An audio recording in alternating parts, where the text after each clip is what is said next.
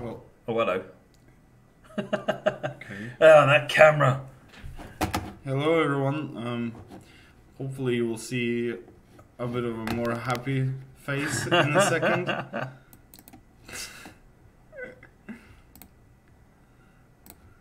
Yeah, something didn't go too well. The camera is very unhappy. Hang on a minute. Ugh. He's only you can test these things, can't you? And then when they test and they all work fine, and the minute you hit start streaming, I think there's little gremlins that just say, "Oh, I can change all of that, and make it not work anymore." Right? If I randomly pull something out, is that going to cause a problem? Right, let's see if the camera reappears. I do apologise, folks. Yeah, sorry, guys. It wouldn't be a stream without something going terribly wrong.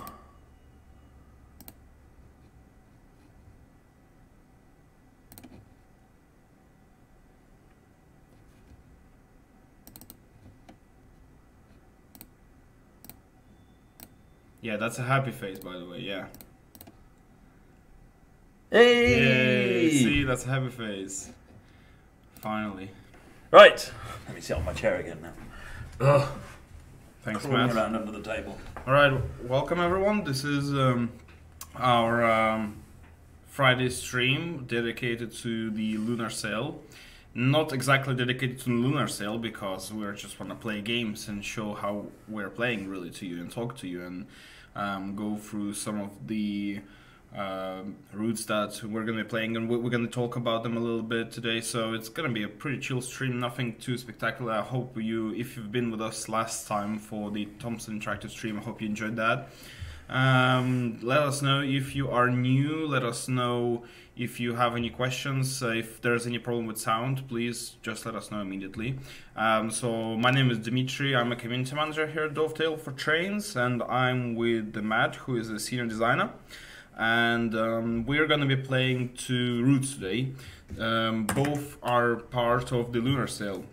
So the first route is a Chinese CRH 380A high-speed EMU. So we're going to be playing, you can see it on the screen, it's a 50-minute scenario.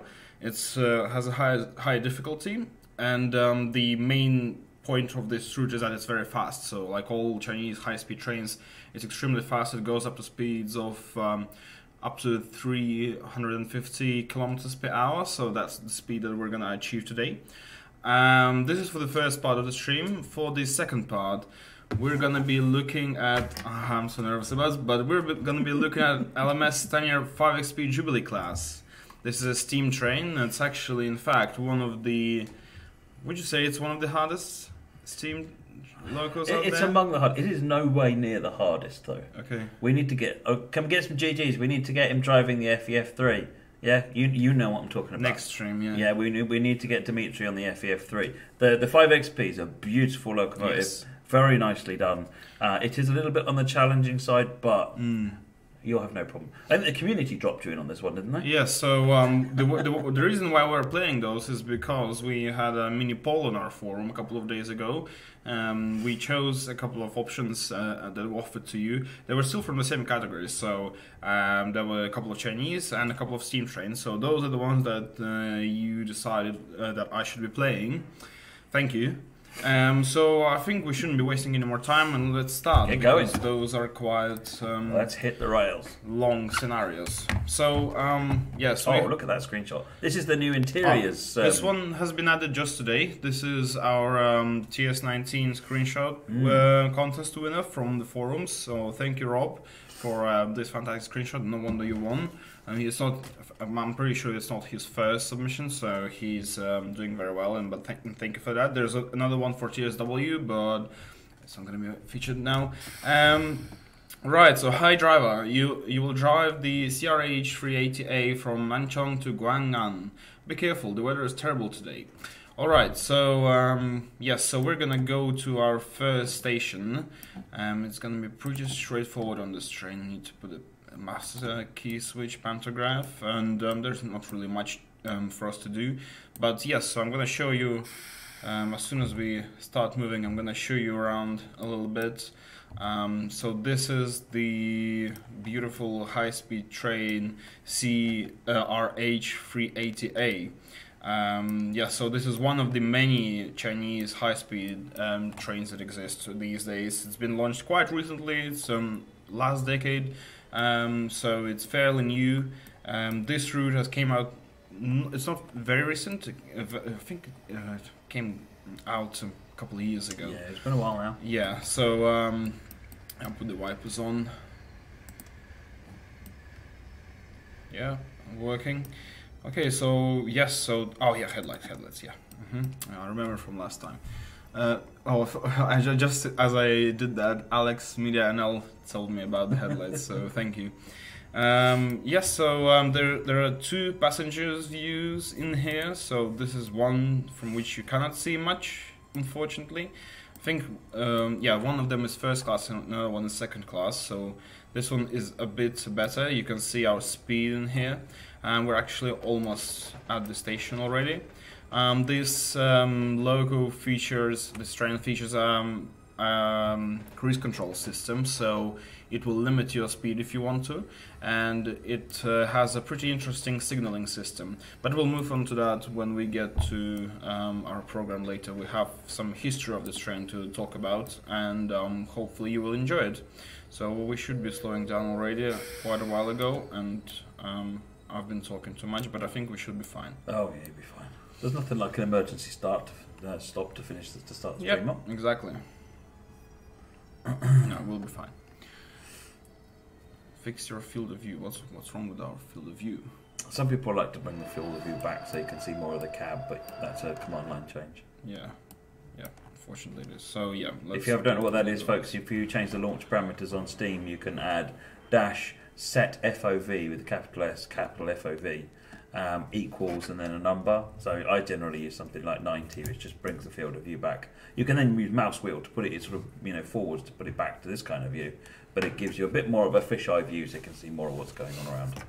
Yes, exactly. And while we're waiting for our passengers, we have pretty much prepared as much as we could for the stream. Myself, because I'm the one who will be driving. I think if Matt, you try to drive it, you would have no problems at all with any train that is out there. I wouldn't go that far. The FEF3 is still my nemesis.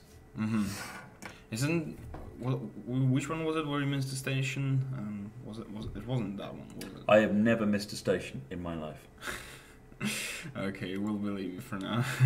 How's everyone doing today? Are you enjoying Friday? It's quite late here in the UK, sort of. Not too late, 6 p.m. But I would assume everywhere in the east it's quite late now. So thank you very much for joining us. If you're watching from US, it's probably very early. So you're quite lucky in that sense. You have. Although if you're working, you've got the rest of Friday at work to come. Yeah, exactly. We're going home. Yeah, so as you can see, everything in this logo is obviously in Chinese language. So I haven't yet mastered it to the level where I can translate every bit that we see here.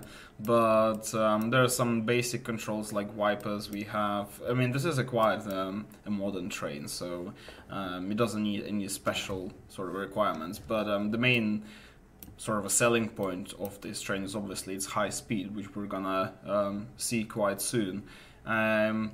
Interestingly, from the history of these high-speed trains in China, is that many of them are actually built. The rails for them are built on very tall platforms built all over the country. The reason for this is that they tried to avoid. The government tried to avoid purchasing land in these territories, so they prefer to just build high platforms and put rails on them instead of purchasing the land under them. So it's quite a big project for them. Nowadays, many people in China much more prefer high-speed trains just because they are easier. You don't have to go to an airport like on a plane. You don't have to do anything that's usually any bad things that are associated with planes. So it's much more comfortable. And we're almost done, and we're gonna move out. I think we'll need to reverse, if I'm not mistaken, to get into the right direction. This is the map. We are here right now. Oh, I see. And this route is huge. It is. But again, speeds. We have certain speeds. Yeah, I think it was somewhere around here that we need to go, or I can't really remember, but I will show you in a moment. Yeah, I've prayed all night last night that I don't go, I do not pass the red signal, so hopefully my praise will be heard. Okay, we're almost ready to go. Do you want to change cabs? Yes, of course, yes. So we're going to change our cabs. Do we need anything here? We do. Put everything on and pretty much get ready. Are we ready? Yes, we're going. So this is the cruise control button. We're gonna press it when our we're not gonna use it all the time. So I'm gonna use it when the train reaches its maximum speed. So it will be quite comfortable. In fact, you will even be able to pull back the acceleration button. Just it will still follow this the same speed, which is, I guess, a quite obvious thing. But yeah, the wipers are gone. Wipers, please. Thank you. Yeah. Yeah. So the first part of this is gonna be around 90 kilometers per hour, but at one point we're gonna go at a high speed, so you'll be able to enjoy this view. So, Matt, would you like to maybe read a couple of paragraphs for us? I would indeed. The history of the train. The history of the CRH380A. Thank you. There we go.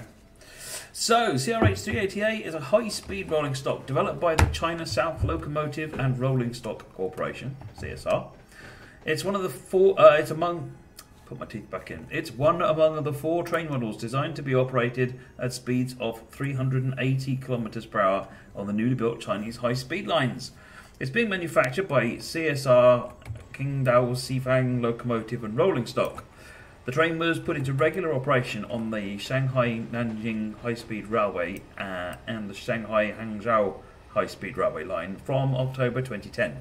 It was put into daily service along the Wuhan-Guangzhou High-Speed Railway in December 2010. And if anyone's Chinese and understands the pronunciation of how they're supposed to be pronounced, I do apologise. It is the world record holder in the fastest train category, hitting a speed of 481 kilometers per hour on the world's longest high-speed line in China. That's interesting. It is. I need to read into that more, because there was a French train got faster than that. Oh, really? So, yeah, there was a French train. So, yeah, dig into that, folks. Tell me what. Tell me more. 486 kilometers per hour in China, or the was it Alstom, the TGV V150, 150 meters per second. That was 576 kilometers per hour, I think. So, or maybe it's because it's don't know. Dig into it, folks. Tell us what the answer is. 574.8. There you go, Alex. Right, China's high-speed railway proposal and development. The proposal to design a high-speed train set started in early 2001. In February 2008, the Chinese Ministry of Science and the Ministry of Railway signed an agreement on development of innovative high-speed trains. It was planned that a new generation of high-speed train would be developed which could continuously operate at a speed of 350 km per hour. The project was included in the 11th five-year plan. The train sets were built and put into tests by 2010. That's pretty rapid, actually. Can I just pause you for a second? Do you know what the 5-year plan is? No. I can tell you a bit of a history of what the 5-year plan is. It's not exactly related to trains, but in communist countries, it's a plan that a government would set to. It's like a strategy for the whole government for whole country's economy. It was first implemented in Soviet Union in the early 20s, if I'm not mistaken. So the idea is that they have certain goals set for 5 years, and their goal really is to beat that 5-year goal. So it has to be many things were done in 4 years, 3 years. So that's the China sort of inherited this way of organizing their economy. It makes a lot of sense, actually. I mean, businesses always plan in chunks like that, and it's about making manageable steps and keep advancing them on. Mm-hmm. That's very good. Yeah, but it didn't turn out too well for them. So you know, but no, not for China. Of course, it turned out pretty well. But yeah, it's quite interesting. Lots of projects in both of these countries are exactly assigned to these to go within these 5 years chunks of time. So that's something interesting. Yeah. So we are focused, doesn't it? yeah, we're going. I think we're gonna be going at our maximum speed. 350? Not soon, but we're gonna get We're there. getting there. We have a cruise control system which I'm gonna activate when we're about to reach our target speed. Just saying, Moggy, be nice. Yeah, just be nice, Moggy. Oh, Moggy again. Yeah. Yeah. So this is the landscape. Can we go to landscape? Yeah. Pretty straightforward Chinese landscape. I've never been to China, so I cannot say how accurate it is. Have you been to China, Matt? I have not been to China, no. No. Japan's the closest, I guess. Okay. Yeah, I have a sort of a mini dream to go there eventually. I've met a lot of friends when I was in the university from China. Oh, They're right. very good people. Very good people. It's alright. The reason I mentioned it earlier on about Moggy, he has a pet peeve about people who leave wipers on in tunnels. Oh, okay. Is that someone from? He's he's helping us out moderating. Thank you very much for all the moderators from the community who have joined us and helped out moderating the chat. Much appreciated. Yes, if you liked that screenshot, if you saw it at the beginning of our stream, which was on a loading screen, if you like it, and if you would like your screenshot to be featured on loading screens in game, both in TS19 and TSW, so feel free to go to our forums.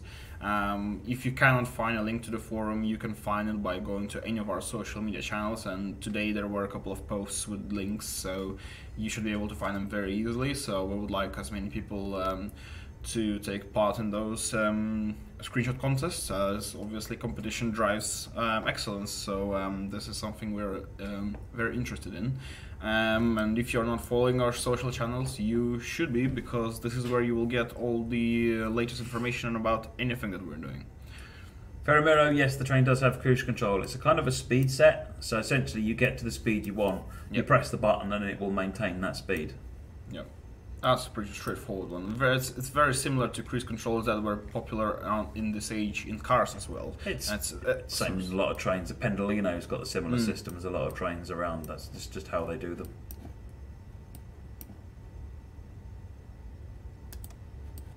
Huh. Look at that. There you go. There you go, Moggy. All just for you. Yeah, we're going pretty well. We're almost at our target speed, so I'm going to put on the cruise control just now. Is it engaged? No, it wasn't engaged for whatever reason. Just slow down a little bit. Yeah. There you go. That should be it. Eds, Mixer. Mixer is another streaming system like Twitch and YouTube. Yeah, if you're following us on Instagram, I hope you're enjoying it. We kind of restarted it recently.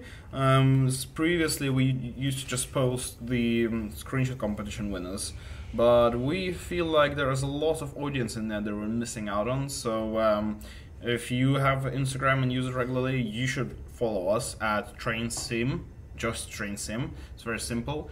We are posting every day, and you can get some interesting. Basically, right now we're only focusing on screenshots. We are. I don't know if I should be saying this, but I'll say it. We're trying to avoid any kind of sales stuff on it, as we think all the channels are doing a good job on this. So the goal of our Instagram is just focus on our visual enjoyment. So we get what we're doing right now, which is getting the best screenshots that we can find on the forums, and then post them every day on Instagram and see just how it goes. And yeah, if you follow us that will be very helpful because we're trying to grow and we want to do our best there. We're probably gonna keep to our strategy in the future. So yes, feel free to follow us, and obviously other channels like Twitter and Facebook. Get all the latest information about our products. So yes, join us. So Matt, maybe we could go to the next paragraph. What do we have in there? So the next bit is about the design of the Chinese CRH380 train. So design work was carried out in 4 main categories: schematic drawing, technological planning, structuring, and building and experimentation. Based on the analysis, an optimised subsystem design was put forward. More than 20 designs were shortlisted and were sent for further optimisation and simulation. Around 1,000 technical tests in 17 specific areas, such as the dynamic performance, the pantograph, aerodynamic and traction performance, were conducted. The technology to increase the maximum speed of the train was discovered through research carried out at various universities of China and fed into CSR's design. The body is integrally welded and aluminium alloy is shaped with a fish-like head structure at the front. The rotating paraboloid wedge structure cuts down aerodynamic resistance and mean energy consumption throughout the runtime. It also increases the amount of regenerated energy. So basically, as the train slows down hills, it can put energy back into the overhead systems. The Pendolino does that as well, for example, in the UK. The new generation high-speed electric multiple unit uses the electro-pneumatic compound brake mode, in which the train will use most of the regenerative braking energy. In the meantime, the traction motor will convert energy into required power by means of a power generator. As a result of this, the maximum power of the train increases by 50%, which helps in terms of exceptional energy saving, which is obviously really important. The train is designed to be completely vibration-free. The train bogies are designed to be safe and reliable. They can withstand and run through a critical speed of 550 km per hour. They're also incorporated with an advanced noise control technology by using new sound-absorbing and insulating materials in the construction. Wow. Yep. Lots. Pretty special. I'm still marvelling at the fact they went from proposal to testing in 2 years. Well, that's China for you. Yeah, that's incredible. Yeah, so as we can see now, our train detects the fact that we're approaching the station, so it begins automatically decelerating. Did I pronounce it correctly? Yeah. So it'll be decelerating slowly until we reach the speeds of roughly 30 kilometers per hour, just as we are approaching our station. So it's very comfortable and especially important in real life for trains that travel at this speed. You want as much of it to be controlled by automatics as you need. So yeah, we have probably around 1 minute till we stop. Yeah, it is very similar to LZB, Subsity TV. There's a lot of similarities. So this system in China is called ATC, if I remember rightly, but it functions actually very similar to. It's a signalling system, so it's slowing you down. You don't have to run it with cruise control, the same as you don't have to run it with AFB in Europe. You can it'll give you all the information you need to slow down. So you see the yellow bar on the outside of the speedometer there. That yellow bar is your target maximum speed. So essentially cruise control is just following that, but then you can do it yourself as well. In China, I wouldn't say that this is the most prevalent type of high-speed trains. Most of them still operate at a speeds of between 100 and 150 kilometers per hour, but that's still quite fast. Especially they're very popular for night trains. I've seen a couple of videos on YouTube of very recently built in 2018 trains in China.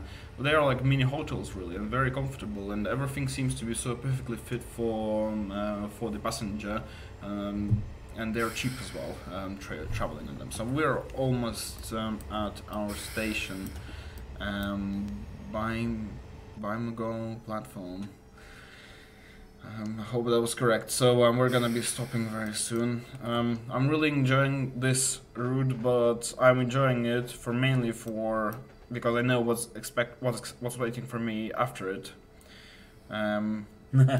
It's you're gonna love Steam. It's both excitement and horror.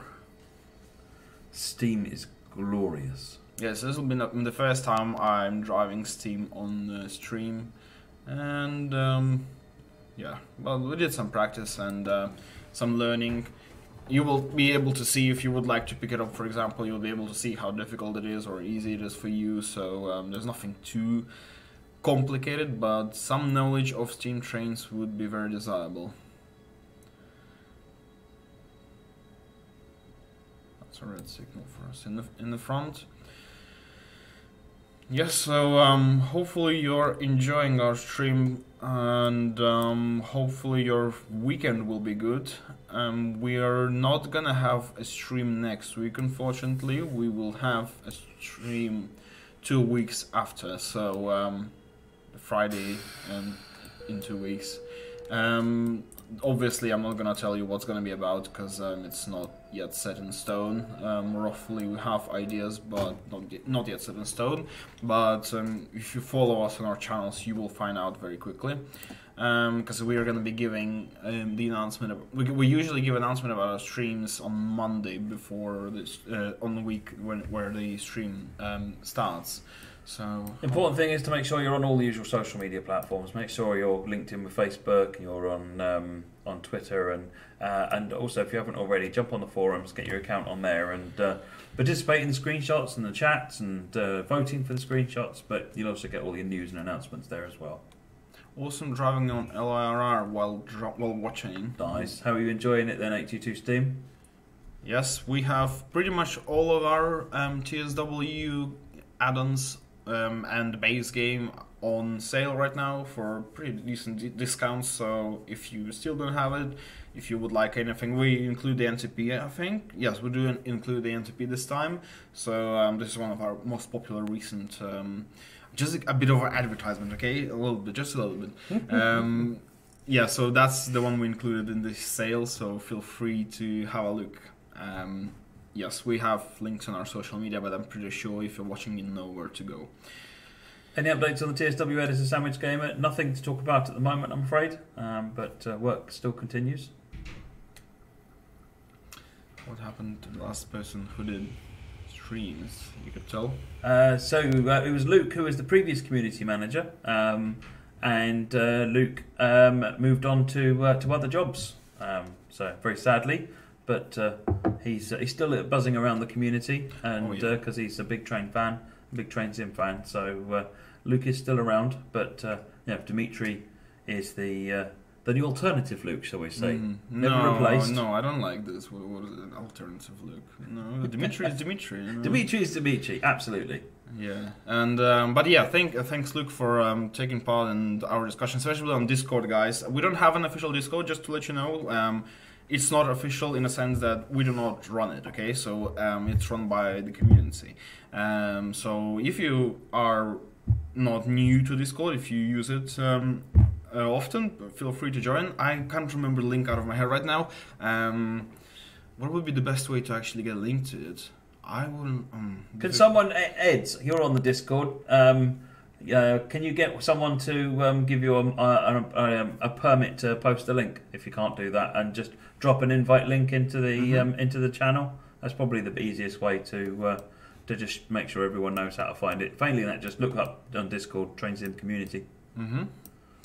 We still have quite a lot to go, to be fair. So it's a 15-minute scenario, so we have a long way till we are there.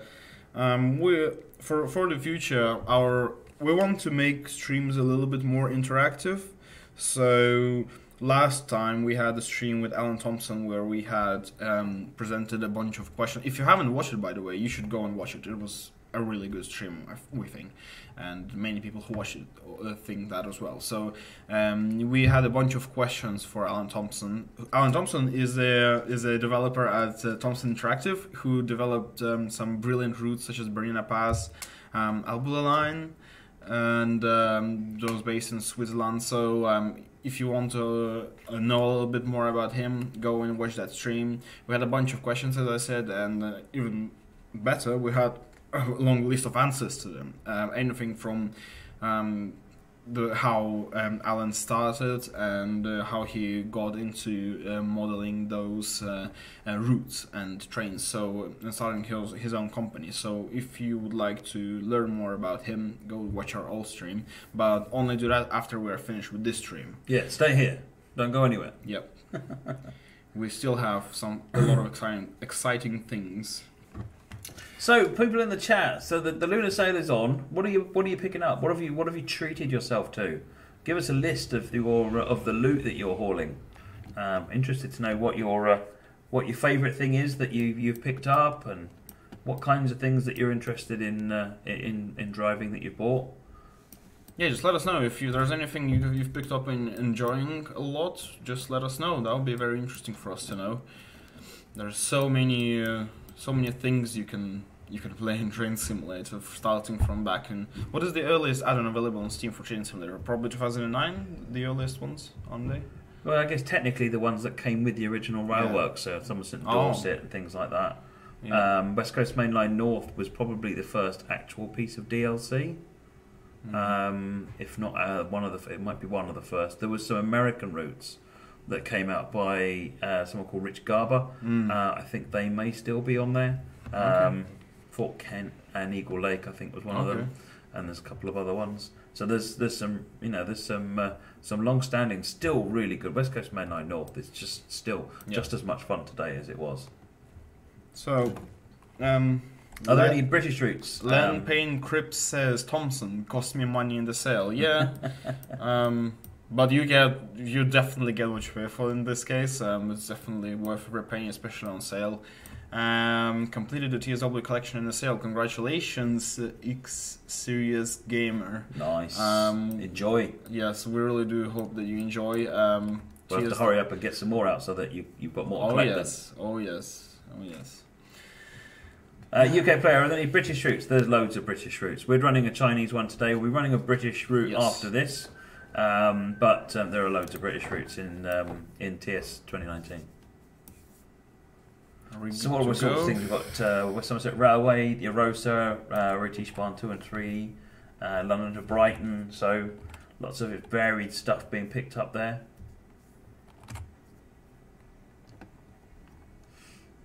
What issue are you having with the 33X Series Gamer, and have you put a support request in for it? Yes, have you? Because it will be much easier for you to tell us exactly what your problem is. We wouldn't be able to help you that much on the stream unless we are completely aware of what an issue could be, which is unlikely. No, for Matt, probably likely. He knows things. He knows absolutely everything about our games, but not for me. So okay. Is there anything to expect here? I think we just have to go at 90 kilometers right now, but we are gonna go back to our very quick speed of 350 kilometers per hour. So what was this? We can go actually right now. So what was this fastest train that you mentioned? The French one. So they did some experiments. They wanted to prove that. So you've got the maglev. Yep. That was on trial in Japan, and maglev is ridiculously expensive, but obviously it's incredibly fast. And they wanted to do some tests to prove that traditional rail, the sort of thing we're doing here, could get to maglev speeds, and so they specially modified a TGV duplex in the 5-car unit and painted it up. It looks superb, and it's called the TGV V150 because its intention was to reach 150 meters per second. And when they ran the test, they ran them on, I believe, what was then a still in development but closed stretch of LGV East in France. And they were able, there's video of this thing passing under a bridge at 574 kilometers an hour. It's astounding. Now, there are practical issues like signalling and all sorts, but with computer control of signalling, it's becoming less of a problem. So it's not gone anywhere since then, but what it did do is it proved just how good these designs were. Wow. And what was the fastest steam train? Was it Mallard? I think Mallard still technically holds the record for 126, I think it is, miles per hour. I'm probably going to shout it at because I didn't put the decimal point in afterwards, but I can't remember what it was. Depending on who you talk to, there are other trains that got there first, and there are other trains around different countries that beat it, but none of them actually had the. They haven't got the official record, so I guess it's doesn't count. Yeah. Of course.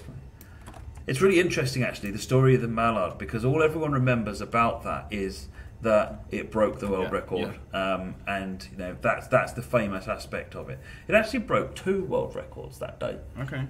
And actually, its purpose on that trip wasn't to break the world speed record. Okay. They just did that because they could, because their drivers were amazing, firemen were amazing, the train was amazing, and everything worked in the right way. The actual goal of that trip was they wanted to start expanding speeds on the East Coast Main Line and extend them from 100 miles an hour to, say, 125 miles an hour.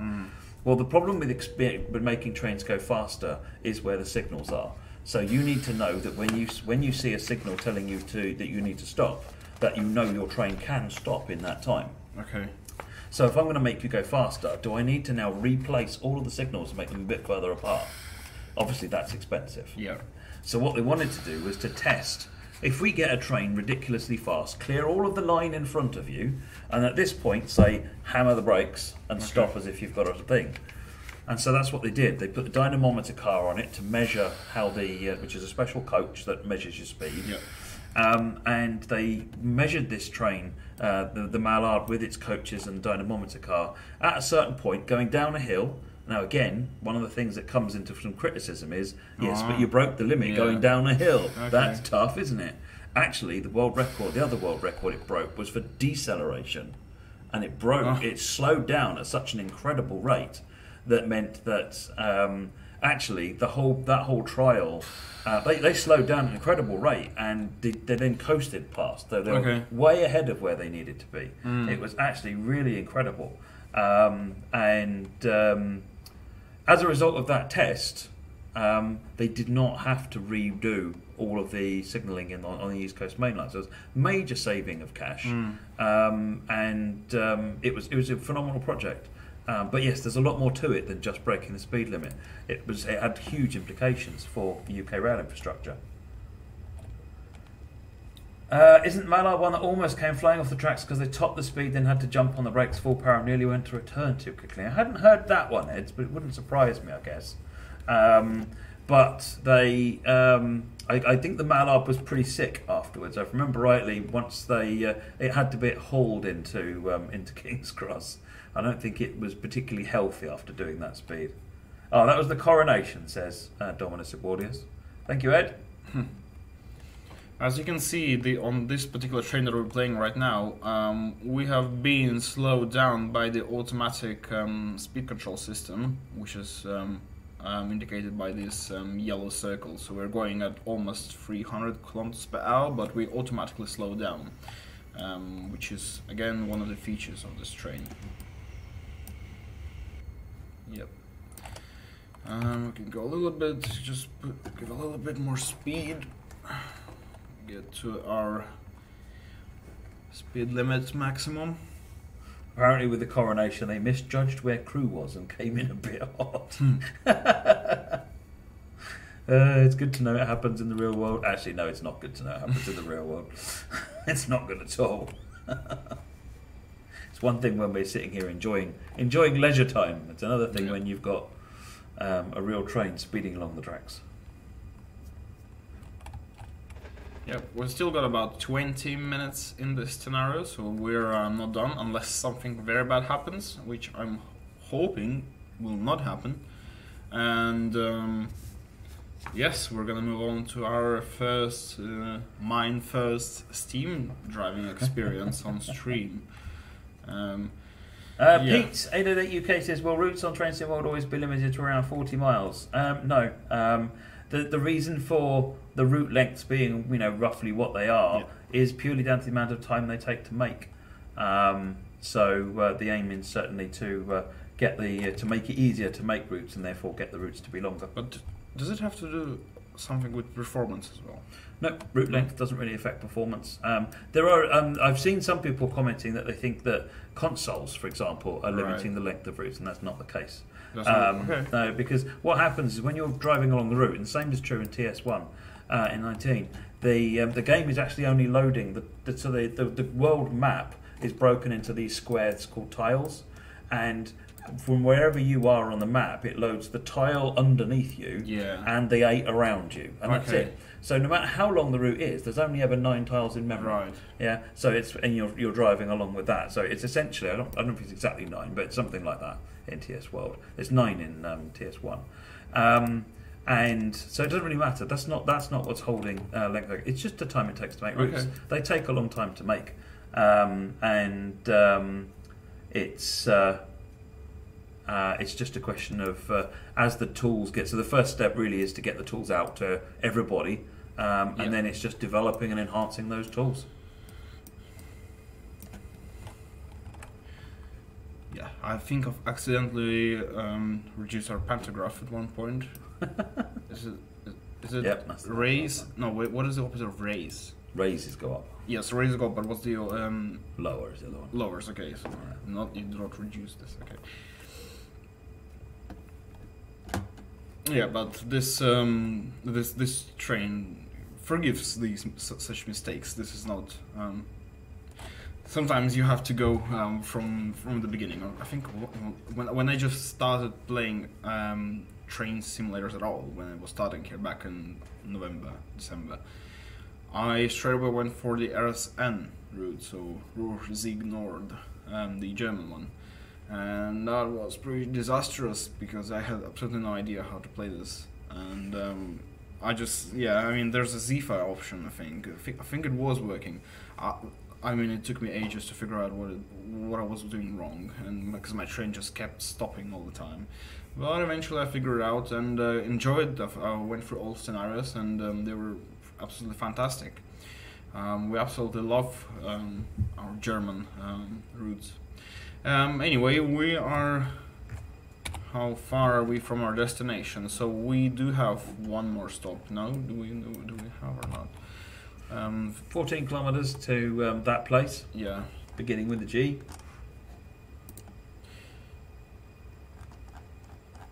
Yeah. So as you can see, there's plenty of opportunities on this route. It's a really nice high-speed route, but it's also got very sort of network feel to it because there's the different journeys. And some of those intersections as well, where you've got all these viaducts crisscrossing each other, they look spectacular. All right, Cameron McDonough, shout out for you. Because you've been asking, and we have no problem with this at all. I hope I pronounced your last name correctly, though. Most trouble you're having is PCB Subsidy TV. Are you running TS? Have you got TSW? Because if you've got Ruhr-Sieg Nord, then look at the manual that comes with Ruhr-Sieg Nord, because there are some new sections that we've written in there that cover how to learn how to drive with PZB switched on. And certainly I'm getting a lot of positive feedback from people saying that it's making a big difference to helping them actually understand how to do it. So have a look at that. If you've got Train Sim World and Ruhr-Sieg North, then have a look at the manual for that and see if that helps you. In fact, you could just go onto Steam, you can get the manual, you don't have to own it, you can get the manual for the product and just have a read through it, because the data that's in there is, the instructions in there are just as applicable to PZB in TS2019 as well. I have to admit, Matt, though, as a new starter, those manuals are not always very helpful for new people, because especially if you're going, for example, this manual for 5XP Jubilee class, without any previous knowledge or at least experience with steam trains, it almost makes no sense, unfortunately. You know, it's very difficult to learn how to figure out how to place a manual, because you could end up writing a 600-page book on the theory of steam physics, which is going to take a year to write, and then there'll be about 4 people that would read it. It's true. It's true. There's a fair point in this. So It's very difficult to. If you guys have got any feedback on the manuals and things where you think there are particular gaps in the manuals, do let us know. Not on the chats particularly because it'll get lost, but send a support ticket in and say, hey, I didn't get this. It's not covered in the manual or something. That way we can understand your feedback and we can figure out how to. We can certainly help improve those things. We're always looking to improve. And there's no point us improving something that no one sees as being a problem. Let's focus our efforts on where you think you can use more help.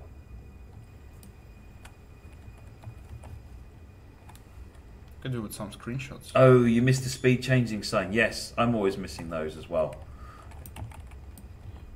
Did we? No. It's just for PZB. Oh, okay. Yeah, for PZB, I'm always missing those as well. Yes. By the way, Matt, thank you very much for your recent. I think it was in December, a tutorial on steam trains. It was about 15 minutes on YouTube. Oh, right. Yes. Yeah, it gave some idea. Okay, maybe some light bulbs started glowing. Fortunately, he didn't watch the first steam tutorial that I did. Otherwise, this would be an even more amusing stream. Because the first one I did, I blew the loco up. Oh my god. I'm doing a tutorial and I destroyed the train. Yes, it was, exactly. Not a good way of doing it. Yes, at one point you said, some blah blah blah, or you will destroy the train. I was like, yeah. Really? Is that what do you mean? So actually, you were referring to something that happened previously. Yeah, it was almost one of the first streams that I did when I started streaming. When was that? 4 years ago now. Okay. I did a tutorial because people said, "Oh, I need some more information about how to do steam engines." Like, oh, I can do steam engines. Hadn't realised I'd spent so long in all the development of what became TS World. I'd kind of forgotten how to play Train Sim 1. So, no, and you never let me forget it, Ed. Never. Ever. Every time I drive a steam engine. Yes, but do you want to give a little bit of shout out for your own stream? Maybe, so if people want to come and watch you, I think I know you're streaming quite often. So I stream quite often. I'm not streaming so much at the moment because I'm busy, but my intention is I stream on my own channel, which is twitch.tv/Matt Pedalston.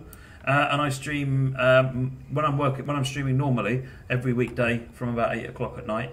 Cover mix of Train Simulator and Train Sim World. Try and do some tutorials. Try and answer some questions. It's an unofficial stream, but I do certainly try and if people want me to, I try and play a lot of workshop scenarios. So if you've made content that you put up on Steam Workshop that you'd like me to play it, then let me know. And because I quite enjoy running everyone's creations on Steam Workshop. So yeah. But yes, that's the details, and hope to see a few of you on there. Yeah, thank you very much. I mean, for me it was very helpful because I know you personally. It was quite easy for me to just see and listen to you and, get some idea of how these, especially steam trains work. Because, I mean, without any kind of preparation, it's almost impossible.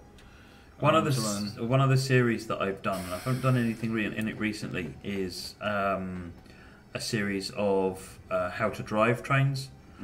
So how to drive the Javelin, how to drive also the Class 86 or Class 87 on some of the routes. There's a range of videos that I've got on my YouTube channel which are more detailed, sort of, they say detailed. They've tried to keep them short and to the point so that you can get the hang of exactly what is this beeping sound on the Javelin that makes the train stop all the time.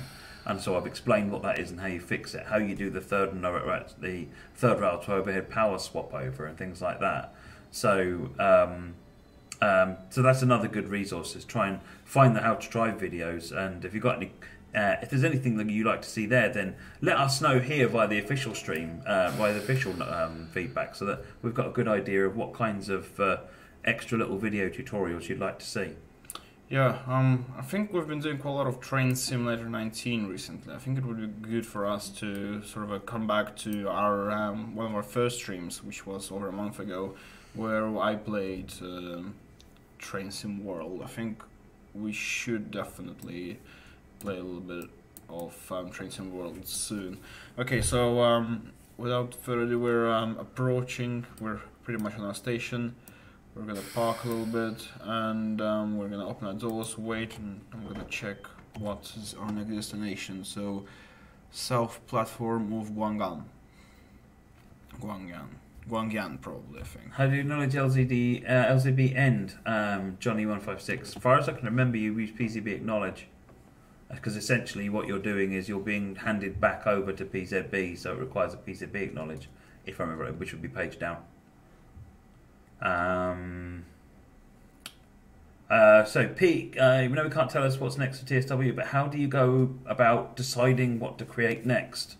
It's a fairly long process, to be honest, and it involves all sorts of different discussions and lots of people being involved. We pay a lot of attention to what you guys are talking about on the forums and on social media, and not just necessarily about do route from A to B, but is there a common theme? Lots of people are asking for this type of route, lots of this type of train.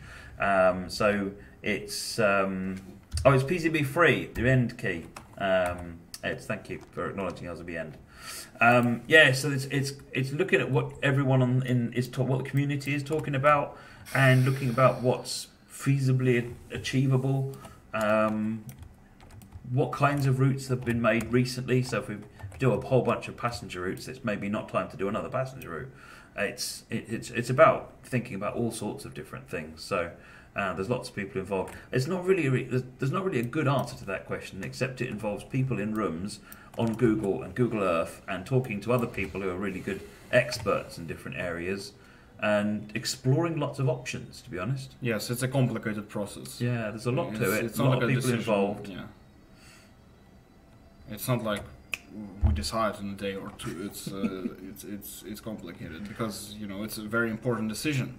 In fact, for we've even got business a small group of people who are not part of the company who help us under NDA, and we talk to them and get ideas and bounce our ideas off them to get a sort of more of a community feedback for some of the things that we're looking at doing. So we try and involve people, as many people as possible, in this process.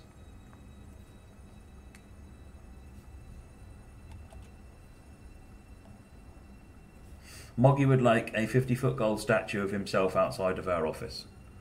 I think we'll put that on the back. If you make it, no problem. We'll put it. No problem. Just make sure you bring it to us. Don't commit to that. He will make it and deliver it to us. I know this person. Okay. I will trust you. Elton Leverage, is the auto driver for TS19 still to come, or is it shelved? So, for those of you that haven't seen it, auto driver is something I was working on actually. This will make you laugh. This is. So I worked on it in secret at home. It's a little thing I was playing about with. I wanted to make something where a train could completely drive itself, speeding up, slowing down, stopping at stations, and all the rest of it. Okay. And I was doing a stream, and for my second or third scenario, something like that, I started running this scenario. Okay. And about halfway through the scenario, I had a phone call from my wife. Okay. And she asked me urgently, it was a crisis, I needed to leave the garage and come into the other room. And so I got up, I pressed the escape key, and then I accidentally tapped the escape key again, which of course unpaused the game, and I left the room. So of course the stream chat are looking at the game going, so my train is now driving on its own, flying down the track, no one's here, everyone on the chat is going, oh, this is going to be fun, crashing train coming. Then the train starts slowing down for the upcoming speed limit all on its own, and then stops at the station. Okay. And then a couple of minutes later, open the doors. It doesn't open the doors. Okay. And then a couple of minutes later, started accelerating and left the train, and everyone's going, "What's going on? What's going on?" And basically, I tricked everybody because from the beginning of that scenario, it had been running itself. I was just pretending to press keys on the thing, and it was. It's basically a little project I've been trying to run. Cool. I haven't had a lot of time to continue it, but the idea would be that I had was to create like a little bit of a scenario framework so that authors could create these self-drives on their own if they wanted to. Is there something like this in real life though? Like, are there any self-drive trains? I mean, we know there are self-driving cars, but surely there should be some. To some extent, something like the Docklands Light Railway is self-drive. There's automatic operation. In a number of places. You would be surprised, some of the underground railways now, they've got a driver in the front, but the driver's mostly there to check the doors and to make just to look after the train. It's actually driving itself in a lot of cases. Mm.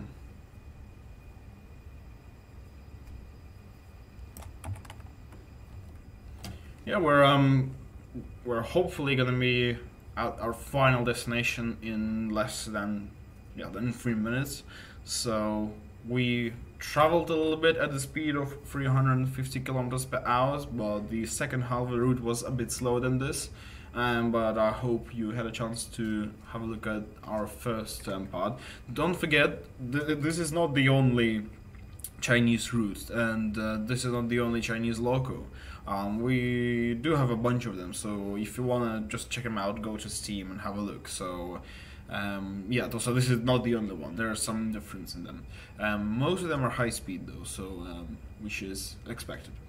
There is also, for those of you that are we finished with our? Oh, we've got a few more notes. I could start this actually. Yeah. But yeah, there is also the Chinese edition, which has just come out as well. So, which is good. If you haven't picked up it yet, it's a good point to get in and enjoy some great Chinese content. Absolutely. Right, so features. The new generation train set comprises of various lounges and a deluxe 6-seat compartments. It has a separate dining car called the Bistro Bar, where snacks are selected and meals are served. There's also separate bar counters where passengers can have a drink if they wish to. A VIP sightseeing zone is adjacent to the driver's cab. It has an electronic curtain for which the water fog layer on the glass on the electronic curtain disappears instantly on the pressing of a button and gives a view of the running train from the driver's angle.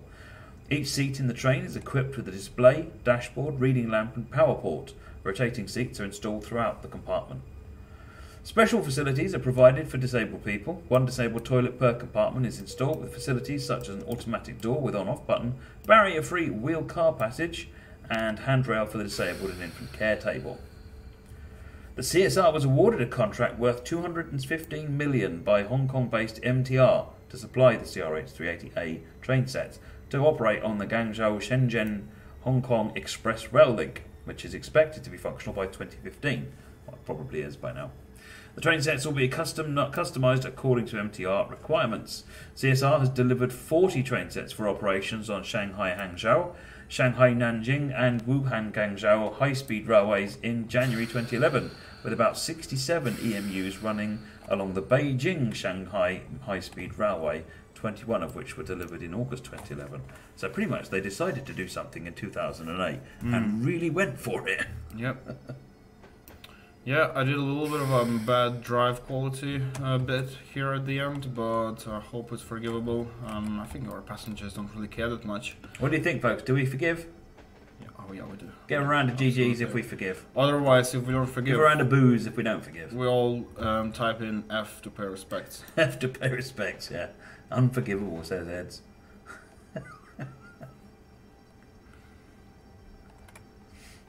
Hashtag blame Dimitri, says Eds. Eds really got in for you.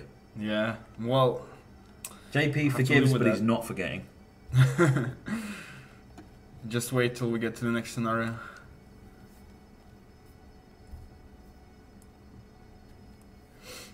Any new people who just started watching us, welcome, and we are playing some of the routes which are part of the Lunar Sail. In fact, all of our routes are part of the Lunar Sail, most of them. So, so today we're doing one Chinese route. We are just about to finish it, and right after that we will be playing my first Steam loco on the stream. So this is going to be very fun. Ed, whatever happens, it will be your fault, okay? I just want to make that clear. I don't want that to be a surprise later on. Sepsi is forgiven but not forgotten as well. Jamie Spears forgives. JP, that one time in China when Dimitri made me spill my cup of tea while stopping at a station.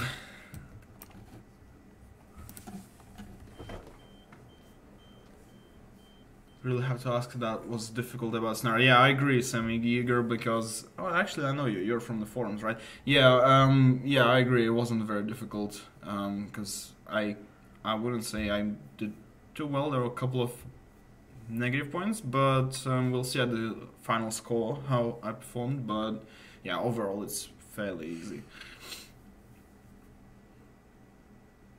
I guess maybe because all the controls are in Chinese language, but yeah, or maybe because the manual is quite funny. But yeah, so okay. True, but you only got a score of 751, so maybe it's the challenge. The hard challenge is getting that 1,000 points. Okay, could fair be. Enough. Could be. Okay, right, let's switch over to that one. Oh my word, that's scarier than me. Sorry about that, folks. Yeah, so yeah, we switch it out while we are switching on to our next. It's time for the 5XP.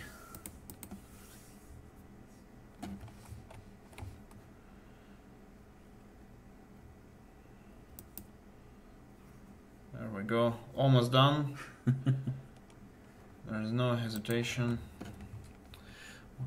What's on the comments? Is Dovetail planning to make a Dutch map or Dutch trains?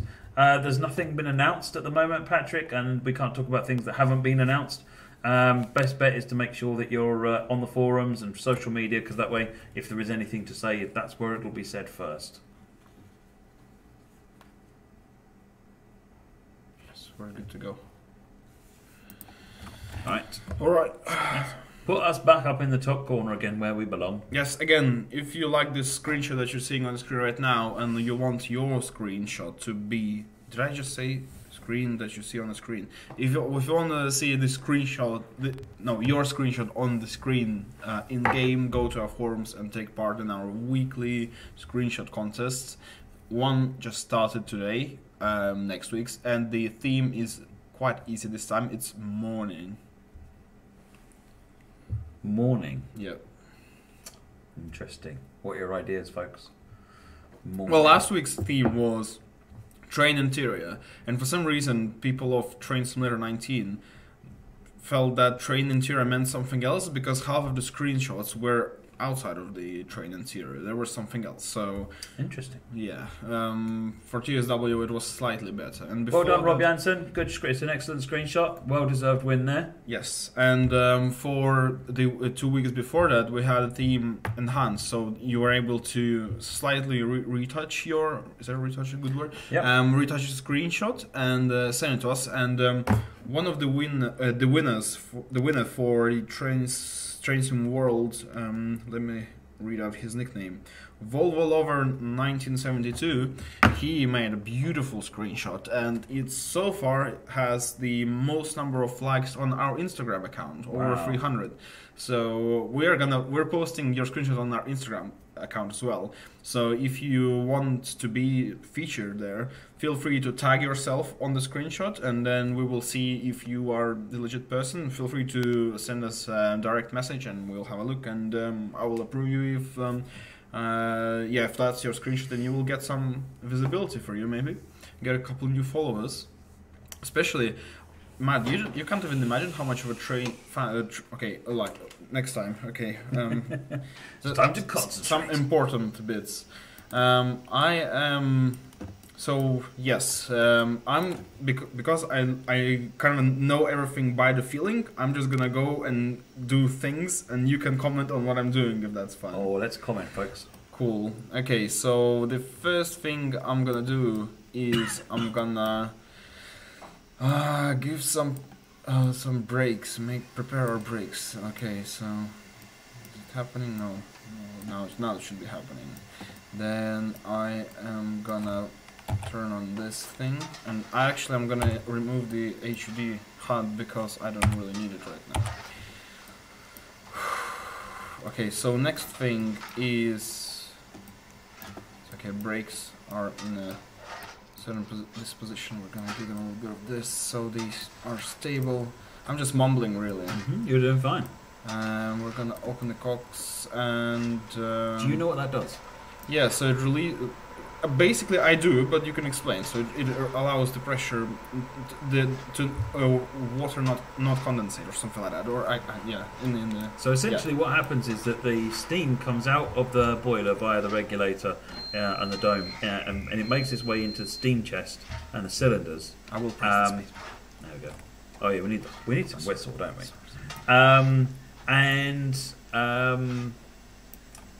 what happens, and that's normal, and that makes the cylinders move around or go backwards and forwards. But what happens is, if you don't move anywhere, steam condenses. Yeah. And the cylinders rely on compressing what the contents. Water does not compress very well. Yep. And what happens is, if you don't get rid of that water, then you can destroy the cylinders, which has a bad impact on it reduces your speed somewhat terribly. So what you do is you open the drains, and that forces steam will then come straight out, and it just flushes the cylinders of all of the condensed water that's in there. Exactly. So this is what you're seeing on the screen right now. That's that, yeah.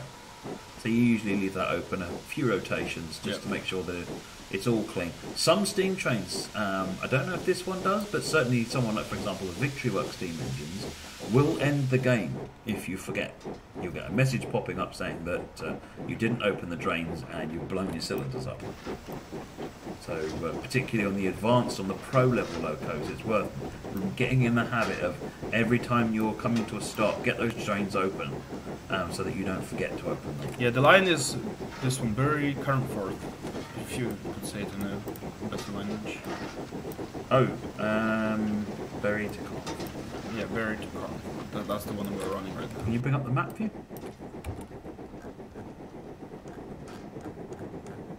Oh, this looks like West Coast Main Line over Shap. Okay. Okay, so how are we doing? I think I need to... Let's have a look in the cab at your... Right, so this is a really good tip actually that a lot of people get wrong. And it's really good that this has happened because I can call it out for people. Okay. The cutoff, yes, which is the reverser and the cutoff, you have to bring that cutoff back to the middle.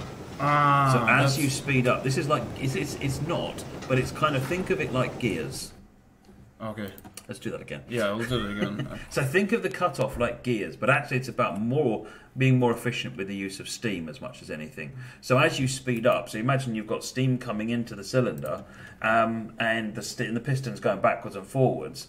You get to a point where you're putting lots of steam in there, and you don't really need to. So you can put less steam in there, and it does just the same job. Okay. Yeah, and if anything, you can find that you're putting steam in, it's actually holding you back because it can't get rid of the steam fast enough. Okay. So what you do is, as you speed up, you bring that cutoff gently back towards 15 is about the minimum setting. Yep.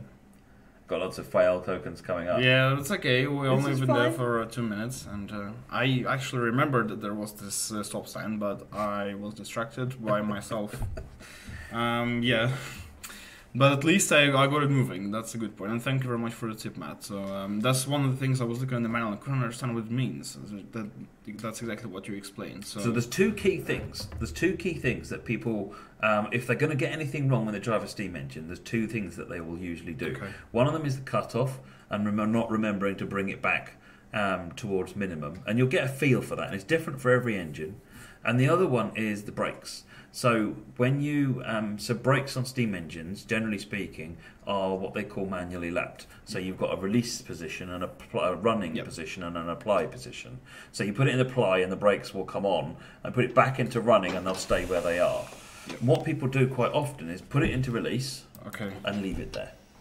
And what that you does have to bring it back. Yeah, if you leave it in release, you waste a load of steam. So these are two reasons why people run out of boiler pressure or they can't get very fast. Bring your cutoff back, put your brakes back into a running state, or at least somewhere in the middle where they're not. Yeah. So when you moved your brake lever all the way back again, that was good. That closed that off. So you've got into a good habit there, but it's very easy to, on other engines, not do that. Shush, Moggy. Shh. That never happened. What did he say? He said, "Don't worry about it. Matt wasn't perfect first time either. We have videos." Okay, so let's go for this again. So I'm going cut off to all the way forward. Yeah, you must start it all the way forward. And now back. No. Okay. You start all the way forwards. As the train speeds up, you'll bring it back. Aha. Think of it as it's related to speed. But do you have to bring it back immediately as the speed increases, gradually. So slowly, yeah. Once you're moving, you can bring it back, a little bit. As you speed up a bit more, bring it back a little bit more. It is something that you just get a feeling for. Right. Okay. Matt's blown up plenty of steam locos in his time. They're not letting me have a piece here. Nope, not today. Okay, we're about to move, so here's what you wanted. Johnny 156. Johnny 156 asked another really excellent question. Steam is a huge challenge. You still don't really get how to find the ideal fire mass. So there's a really interesting technique. I've got a video on my YouTube channel showing you how to do it. But you can see in the top left corner of the stream here, over there on the other side, that Dimitri's brought up the F5 statistics. And what you do is you turn the HUD off. Yep. And then you press, pressing F4 to turn it off. And you press the F5 key twice to bring up the statistics. So you can see the steam generation rate, which is the important one for finding the ideal fire mass. And also the fire mass, which is the value just above it. So we're at what? 898 pounds of fire mass. And we're at about 10,000 steam generation. So what about the cutoff? Do I need to pull it back? You should be bringing it back a bit by now, yeah, because now you're moving. You should definitely be bringing it back. You don't need it to be. Don't bring it too far back, otherwise you won't have any power left. Okay, that's what I mean. It's about finding a balance. Yeah, exactly. It's finding a balance. So what you need to do while stationary, Johnny 156, and anyone else who's interested, is start coaling up and watch that steam generation rate. So open the firebox, press the R key to start coaling up, watch steam generation rate. You'll see, depending on how the loco is set up, what will happen is it may go up. Yeah, don't forget the signal. It may go up. So you'll watch the steam generation go up. What you're waiting for is for it to start going down. Now, if the loco is set, some of them are already set up as ideal fire mass from the start. So when you start coaling, it almost immediately start going down. So what that means is you're over the ideal fire mass. So imagine it as a triangle, yeah, and the ideal fire mass is at the top here. And when you're in coaling, you're going up there, and steam generation will go up. Once the steam generation starts coming down, you've gone over the ideal fire mass, and you'll just find. And it doesn't matter about exactly being the right thing, as long as you find roughly where that peak is, and then just remember, oh, it's always about 900 pounds or whatever it turns out to be. Or on the F4 HUD 90%, whatever it is, then you know how. Then you can just reuse that. But remember, every engine's got a different ideal fire mass, so bear that in mind. But what I generally do when I run a new steam loco for the first time, when I remember, is I'll fire it up, coal up, find the ideal fire mass, then restart the scenario, and then I know exactly what I need to do. Ed says, from his experiments, is slightly more tolerant about being over the ideal than it is under it. Yes, I usually will go up above it and then let it come down to the ideal, then coal up above it and let it come down to the ideal. Of course, the other thing I do sometimes is forget entirely and then run out of steam. I think I made a mistake. I didn't the cutoff. I didn't put it back forward when I started. Right. Hopefully, this is not going to blow up. No, you're fine. It just, if you don't put it forward, then what it can mean is it might not get started at all. It'll just sit there. And it's because of the way the cylinder rack is. It might actually not be putting steam anywhere it can use it. And when you open the cutoff back out, then it can use it. It's not going to blow up the train, but it's going to blow up my head. That's for sure. Steam is gorgeous, but it is a real challenge. But it's so rewarding. It's engaging. Yeah, rewarding. It is extremely rewarding. But when you finally manage to even get it moving, it's already a big achievement. Mm. So G Cook Scotland says, how about water? Do you mean about injecting? So with the Pro Line locos, so Much Tools, Bossman Games, Victory Works, there is usually an additional element to it, which is about getting these two. So there's two controls for putting water in. You've got the water and the steam controls. And the problem you're trying to solve with these two controls is you have water in atmospheric pressure in the tender. So you've just got water sloshing around. And then you've got a boiler at 200 psi in front of you. Now how do you get water into a 200 pressure? You can't open up a thing and pour it in, can you? Because the steam will blast out. So what you use is a thing called a steam injector to basically take hold of, pick up the stream of water and bring it into this high pressure environment. So it's a complicated setup, of using those two. Now, in a lot of in the non-pro locos, you generally just open them both out to maximum, and that's it. That's all you need to worry about. And what you'll see on the F5 display, you'll see your water level go up, which is boiler water level. The one you're looking at is above the fire max. How are we doing? We're at 77% just now, yep. So it's enough, I guess. How are we doing in our, I guess, riding efficiency again? Are we doing fine? Yeah, you're doing fine. So when you're driving a steam engine, you want to look at steam usage rate and steam generation rate. So you ideally want your steam usage to be lower than your steam generation. Yes, exactly. Otherwise, your boiler pressure goes down, essentially. So that's usually a good indicator. If you find your steam usage is up, then that's a good indicator for bringing your cutoff back, because that will lower your steam usage. But occasionally it will go up quite significantly. That's when fireman gets his next portion of coal into the furnace. Is that right? No. So what's happening there is the boiler pressure at the moment, because you're generating lots of steam and you're not using it as much because you're being efficient with your cutoff setting. What's actually happening is that you're over pressurizing the boiler. Right. And what happens is they have a thing called a safety valve. So if you look on the back of on the loco there, there's if you have the mouse in it, sure. It is here. This is the safety valve. Right. So you can see that, and while you see that going and you hear the big hissing sound, your steam generation or steam usage rate goes up really big because it's venting a load of steam. And then when the valve closes, then the steam usage will go back down again. Okay. Wow. So yes, Moggy, that was where I was going to go to. So the non-pro locos, you just open the controls out, or on the HUD you just press the water button.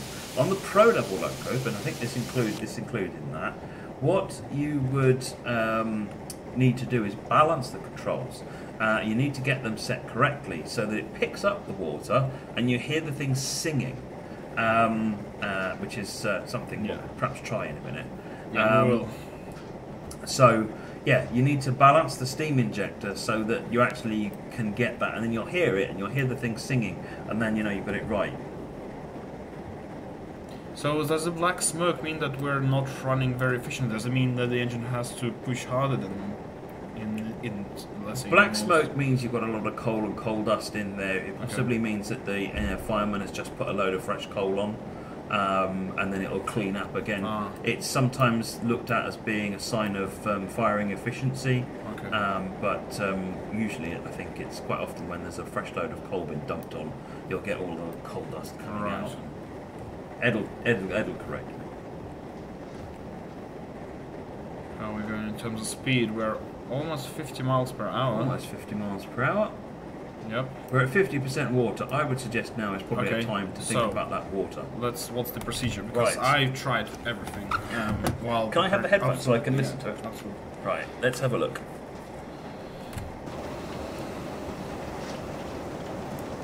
So, this one is the steam valve, and down here is the water valve. So if I open the water valve and then turn this on,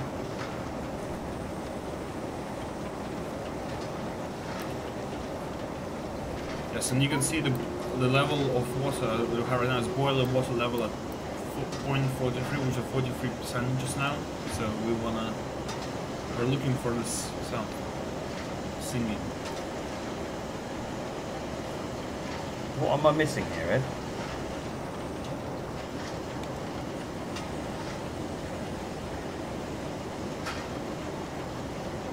I'm not hearing it. Cut the throttle down just a little bit. Let's just take a look out the window, make sure we've got nothing to worry about.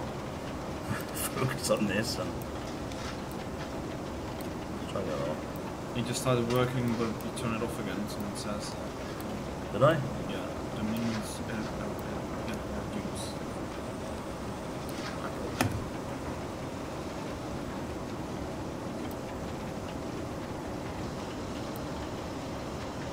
Oh, there it is. Right, if you listen to that, you can actually hear the water flowing. Right, if you move this injector, so you can see the water, yes. We're at 37, you'll see that jump up to 38. So we've got water going in now. Okay. And if I move it now, I'm going to stop talking a minute, I'm going to move this, you listen to the sound change.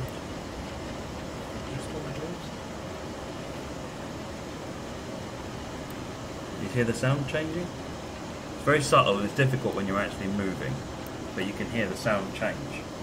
But is it filling it now? Yeah. So Yeah, we're you've got water good. going in. You're good. Can we accelerate at the same time while Oh we're... yeah, you can accelerate. Okay, yeah. Some juice. That's beautiful. Finally, someone showed me, because I was just sitting there, just wasting all the water by letting it go like through the tap. So Right, yeah. your steam generation at the moment. So this is a good example. You're not getting any faster. Turn the regulator right up, but you're not getting any faster. Right. And it's because the cutoff needs to come back a bit further now. Okay. So you Because can we're bring that fast. You can bring that cutoff back. Probably a fair way actually. So just keep bringing it back, and you'll notice that as we do, the steam, the speed will pick up. Let me check. No, we're quite good in terms of acceleration, so let's do this. No? Even lower? We've got nothing on the regulator. Let's have a look.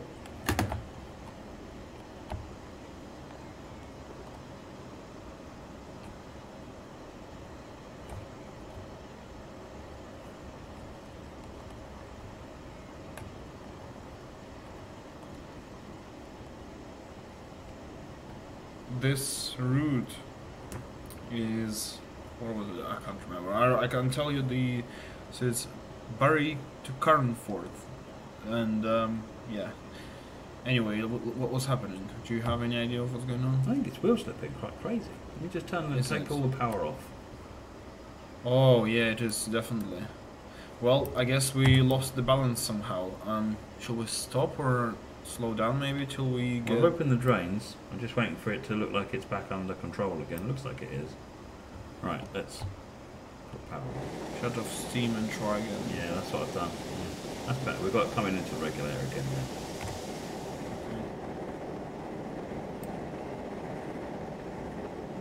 That's it. We're accelerating like a bandit now. Thank you very much, Matt. I'm already hard bouncing them. I love driving steam engines because there's so much to do. You're watching things all the time. It is. Take off the coaches. Yeah, that's an easy way of doing that. Well, but it's just amazing, you know. As soon as you start managing doing something properly on a steam train, as soon as it moves even a little bit, you get this just unbelievable feeling that you've probably never felt before. But again, without Matt, I would have already stopped, and I would have to probably twice because of the water first, and now because the wheels were slipping. Although that's probably not a big problem.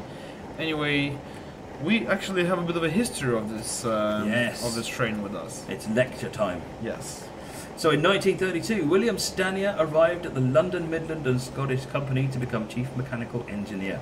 His task was to produce a modern standard gauge range of locomotives to allow for withdrawal of many indifferent and varied pre-grouping machines that were difficult and expensive to maintain. So one of the common problems back then was they didn't use standard parts, so you ended up with all sorts of needing a box of wheels, a box of all these different things for each loco. And going forwards, they wanted to have the same wheels, the same chassis, the same pistons, and just put them on different sizes of trains. So the first design of a new 460, incorporating a tapered boiler, influenced from the time Stanier spent with the Great Western Railway, was commissioned in May of 1932. An initial batch of 5 made up the order, with them first appearing on display at Euston in 1934. While this was taking place, a further order was placed in June of 1933 for an additional 108 locomotives, split between Derby, Crewe and the North British Locomotive Works, with the Derby allocation being rushed into traffic as early as Christmas of 1934. This haste, however, proved somewhat of a backtrack, as final condition of locomotives invariably differed between batches, those from Crewe showing influence from the earlier Patriot class. Later on, indecision over appropriate tenders led to no less than 3 variants being married to the locomotives until a common design was settled upon. How are we doing? I think we're doing good, but our water level is decreasing, but not as fast, but it's still decreasing. So, but we're going 77 miles per hour. Right, you should take off the power at this point. It's because you're consuming a lot of water. Just let that water come back up. But we are fast. There we go, it's coming up. Fast. Right, the first examples of the class were put to work on Euston to Birmingham services, for which they were quickly disliked by their crews, commenting that the new machines were inferior to the Patriot that they were intended to replace. Testing was thus commenced with locomotives running Euston to Wolverhampton runs, where the class was allowed to settle for a while. By 1939, the entire class were working as expected, with most centred around Birmingham to Euston duties, while some had been scattered around the LMS network. To commemorate the Silver Jubilee of King George V in 1935, the LMS decided to name one of its 460s Silver Jubilee, and in April of that year selected one of the newest examples it could to service that honour. While a long list of glossy alterations was made to improve her appearance, the most notable was the sudden change from 5642 to 5552, becoming the first official first member of the class.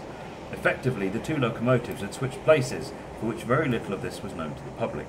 As a result, the rest of the 460s in this class inherited the title, which was later abbreviated to the Jubilees. That's a story of its own. How are we doing? Doing good? Let's give a horn for everyone. 38, still doing 72 miles an hour. So Yes. yeah, water's coming up, coal looks good. Are you enjoying this, guys? Because I certainly am. I've never been able to get it to that speed. I think the best I could get was 55, and that was literally yesterday, I think. So yeah, I'm after that I ran out of water, so I'm absolutely happy with how it is going right now. I think it would be worth to check how far are we in our mission, really. We should be... Oh, we've got quite a lot to drive, actually. 6.8 miles until we stop. Yeah. But we're running well ahead of schedule. Yeah, we're doing good. Possibly breaking the speed limit for this loco. Yeah, I think at the beginning it said 60. So... 60? Well, we're going, we don't need speed limits. Yes, how are we doing in terms of everything? 41%. So, oh, someone mentioned in the comments that we can open the second. Yep, you've got a second set of controls up So there, so you is can it open the that right one. Okay. No, leave that one open. Oh, sorry. Yeah, and then open the other one. This is over here. Oh, that one. Yeah, Just bring that one now all the way down. That's it. Let's Yeah. open the water, and then you can do your control. just check everything fine on the route. Bring that round to about a similar sort of rotation. Reflection.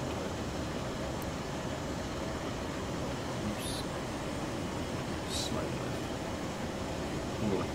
So that it's the same angle with that one. Not a mirror of it, the same angle. So keep going. Oh, it cannot.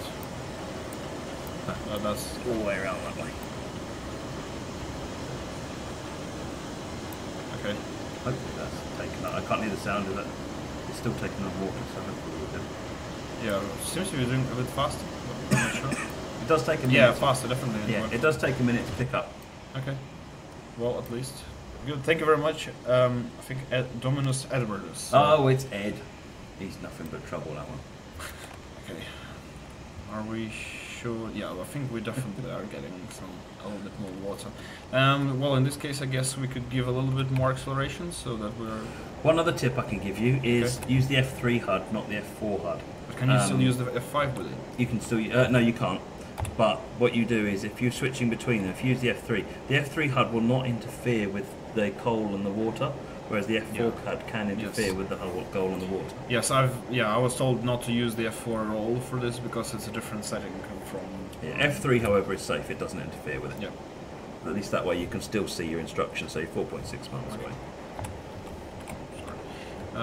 Yeah, we're also enjoying. We hope you are. This is definitely very fun. Have you actually played a lot of Steam Trains with Luke previously? I'm trying to remember if we did. I don't think we did a lot of Steam. We did some. This will be our new. Steam's my favourite. Yes. I love Steam.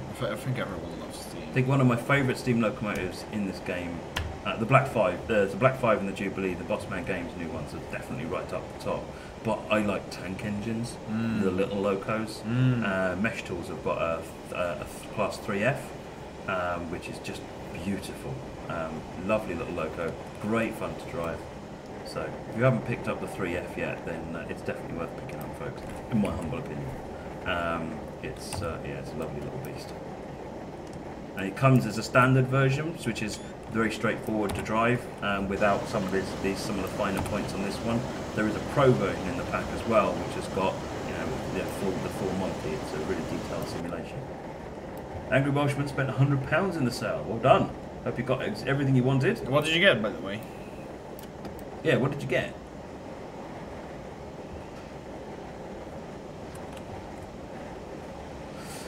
Basically, use the F4 HUD to drive normal steam trains, and the F5 HUD and the in-cab controls for Pro Steam locos, pretty much. And the F3 HUD if you want to see visibility of signals and instructions and so forth. Yeah, don't use the F4 HUD on Pro locos, just because it can interfere. One thing, can this trace of water can be used to identify how well are we doing in terms of the connection between the... Yep, it can be. It's a bit difficult to use because if you get that wrong, you'll see steam blowing out. Yeah, exactly. Or water just... Yeah. I mean, this is so much detail, oh my god. Oh yeah, no, this is a phenomenal. It's a phenomenal look. It's very level. detailed simulation. Angry Welshman is 51 items away from owning all UK stuff. That's a heck of a collection. Right, you need to be when you're looking at stopping. Stopping? You're stopping in 2 miles. Okay. Thanks for letting me know. John, these days you tend to drive with the automatic fireman on, because if you're driving one of these in real life, you would have a fireman. You do indeed. There is an additional, so there's your standard automatic fireman that comes with the Train Simulator.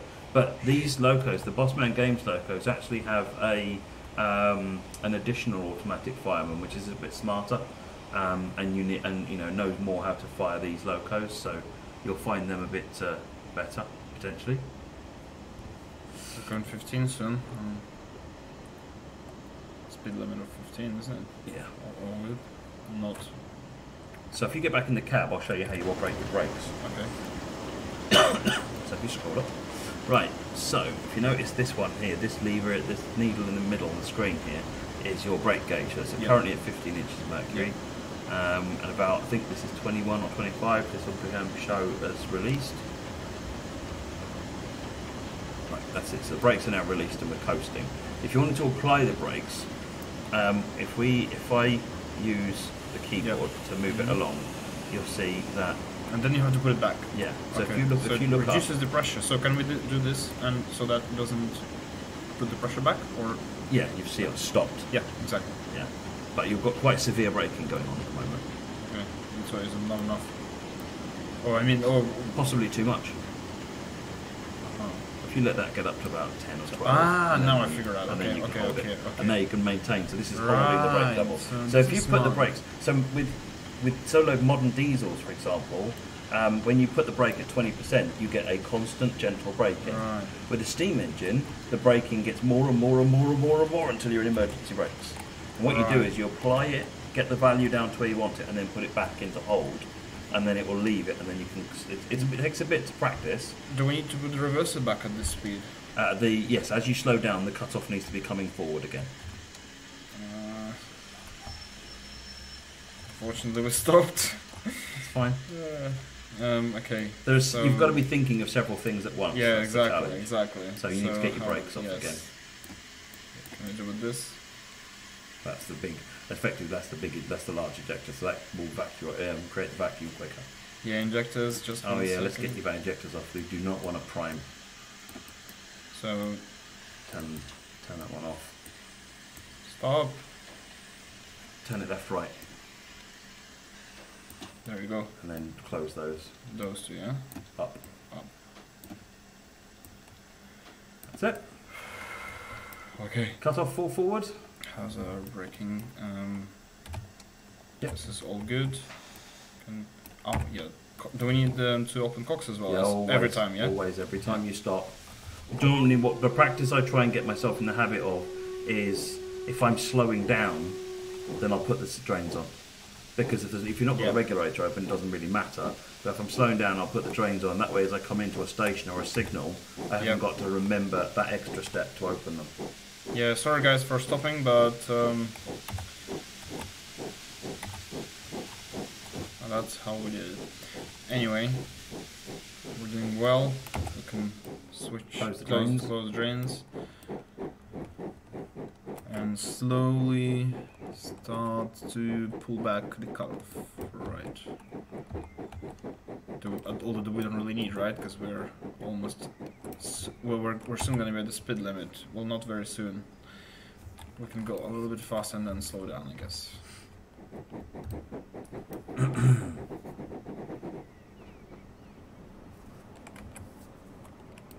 What was that? I don't know whether the AWS might be going on. Okay. No. Okay.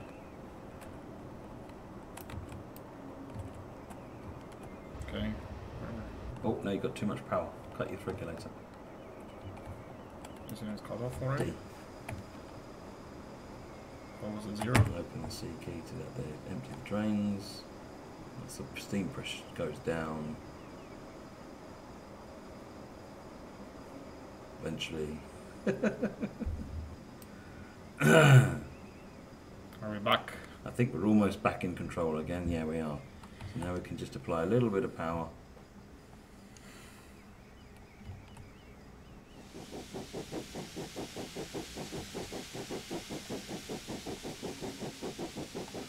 Have a look around the cab. I can't remember if this has got a steam chest gauge. Look up. Yeah. So this gauge on the right hand side here, if you point the arrow at that one, that gauge is your steam chest pressure. So as you apply power, you'll notice that's going up because I'm putting steam in there. And then as you put it down, you can see it goes down because we're using steam in the cylinders. What you want to do is keep an eye out. If that gets too high for the speed that you're doing, that's when you might get wheel slip because you put too much pressure on. And then again, practice will teach you, you know, if you're going slow, then you'll find that you're not consuming much steam. So you might open the regulator and close it again, let it pulse out the steam and then put some more in. And then once you get faster, you can open it and leave it open and it will consume it more regularly. That's some learning to do. You can slow down now once you break it speed. Yeah, that's what I was trying to do. Okay. Okay. Oh, shit. And now it's Okay. Yeah. Are we gonna stop? No, we're not. Please don't stop. I think I've put too much. Yeah. Okay, I'm getting a bit confused now. So we are stopping at that orange marker there. You've got the tiny marker just in front of a red light to stop at. Right. That's a thrilling one. So yeah, your brakes are pretty much off now. So just gently on, just gently on the power. Don't go too much because we don't really want to speed up too much.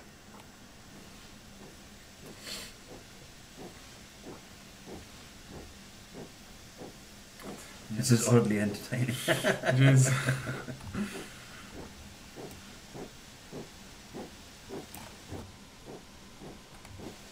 That's a lot of steam. That's where we'll have to stop.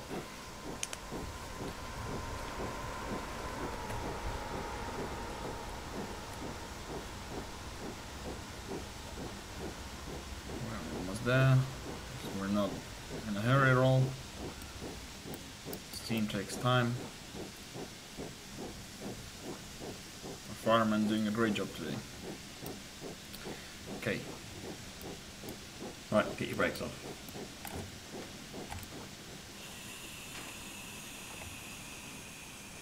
And that's it. Okay. So now we can go again? No, not yet. We've got a stop out instruction. We've got to wait for the stop instruction to complete. Okay, so while we're at it, we can put the brakes back. Leave your brakes on while you're stopped, because if you let the loco rolls slightly, then it will fail the instruction. Okay. Right, we just have to go now to Carnforth. Yep, 8.7 miles ahead of us.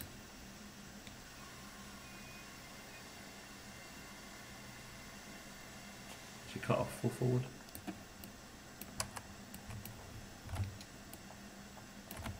It is. Oh, oops. Just keep an eye on that steam chest pressure gauge as well. So, so you notice it's right up at the top, so close the regulator. And just watch that go down. Okay. And then put a bit more in with the regulator.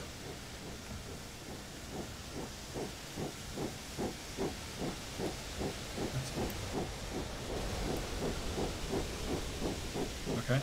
Yep. Put a bit more in and start bringing the cutoff back a bit.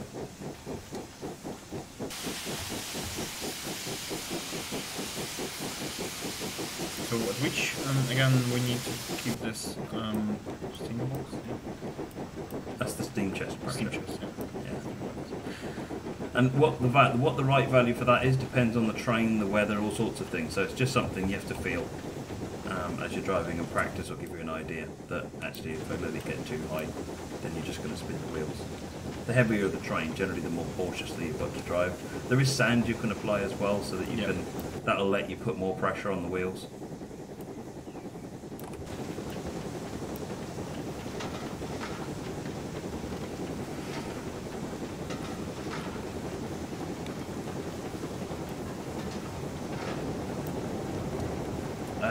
Sam, say you're having a problem working out how to have AI drive steam and TSW. No, I'm not expecting that to be a particular problem at all.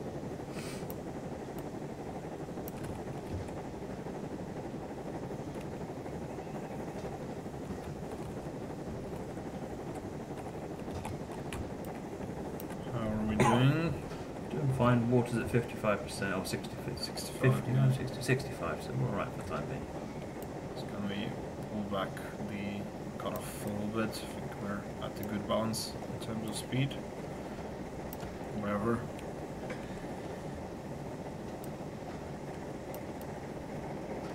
Yes, but at least thank you very much, Matt, for bringing it back to life. I'm gonna play this tonight, you know. It's good fun. Steam engines are great fun. Driving down a straight bit of track has never been more interesting than trying to get a steam engine along it.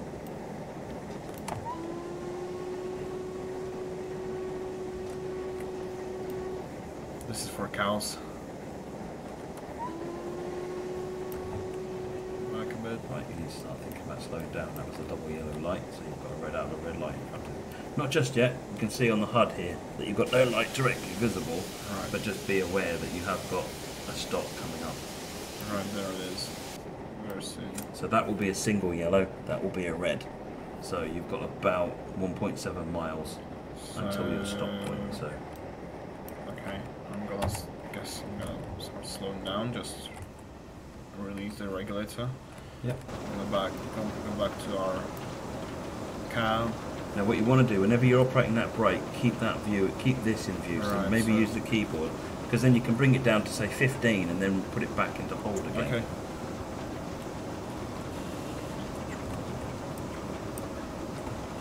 Okay. So, that'd be emergency brakes. That's the wrong button. Oh my god. Well, at least we're gonna Semicolon will stop. release them. Sorry? Semicolon will release them. Semicolon, shoot. Oh, okay. I'm not gonna reach out after this. But hey, at least we're probably gonna stop at the where we were supposed to stop.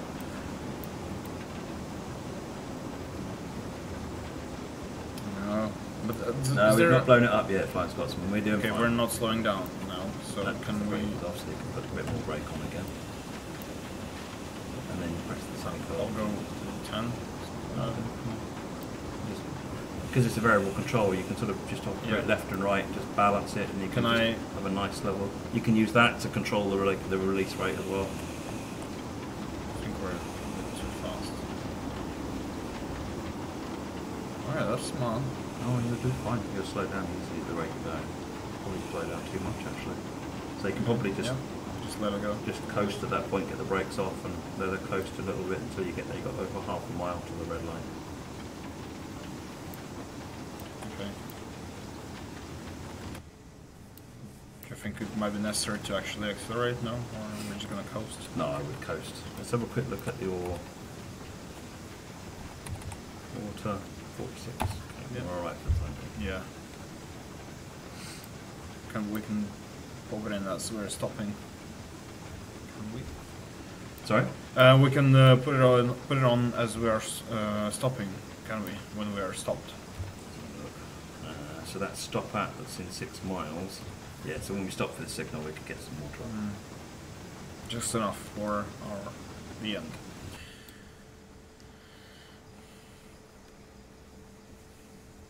I mean, the whole route is a work of art, really. That's you know? a beautiful route. This route It's is not amazing. just the loco itself. Everything else.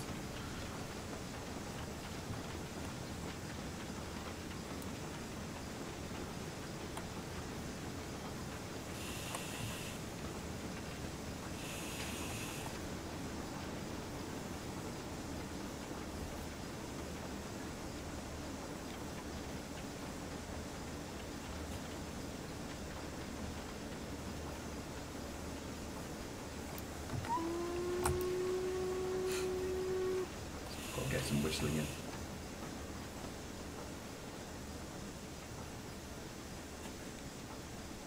We're almost there. How's the driver see? Like that. There we go again. Alright. We can safely stop now. That was a bit too fast, but for my own liking, but that's fine, I guess. The signal is way up ahead, yeah, So, in fact, that might be the one clearing out your way. I think I might have stopped too early. Oh yeah, you need to pull up a bit further so you can see the signal. Okay, so for that we will do this, and so we're gonna come back, and then we're gonna put this back. Alright, yeah, so far. And then just watch your steam chest pressure as you apply power.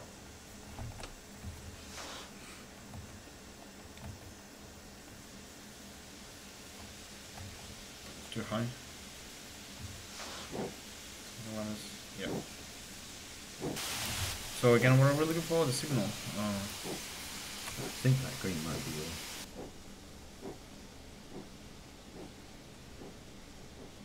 I'll press the space bar in a second.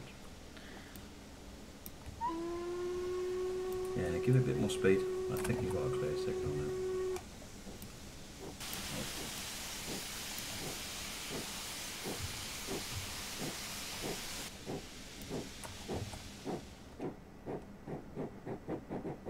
Okay, no. Oh, your wheel's stopping. Yep, I could hear it.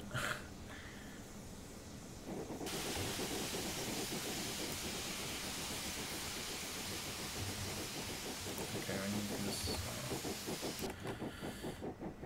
How are we getting on our stats? No, I think Water's a little on the low side. better than not sleeping now. We're not. Gently with the power.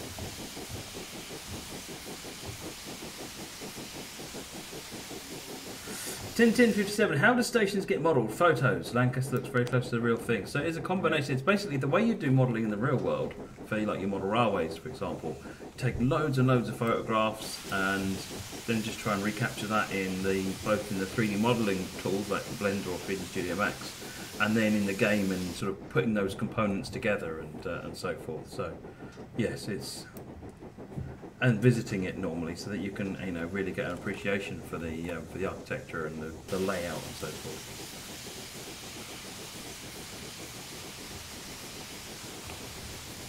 We're not accelerating as fast as I would imagine we should be, so I'm gonna give a little bit more power. It's speeding up slowly, surely. Oh, that's a lot of steam.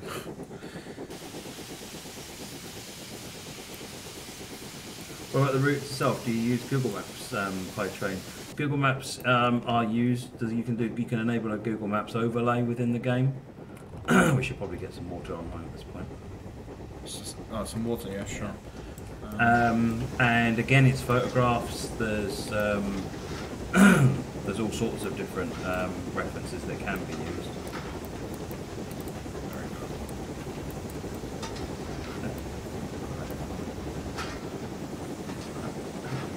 Yeah, I can hear it. Yep. Getting the hang of now what you're listening for. Maybe. I can. I think we're slipping.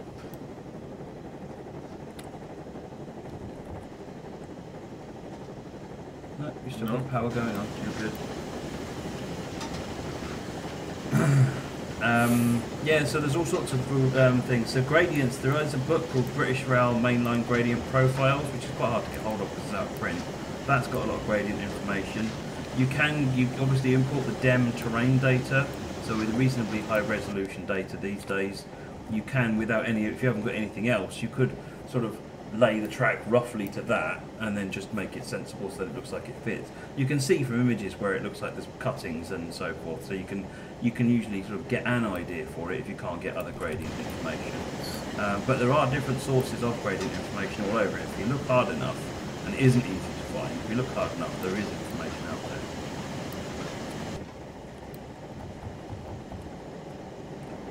there. Right, your water is at It's 26. slightly increasing, yeah, so it's slightly, but I don't think... Well, Get the second one going, actually. it is. Oh, it's as well. Yeah. Okay. Maybe not in the right position as well. Joking about the water. Yes. Both are.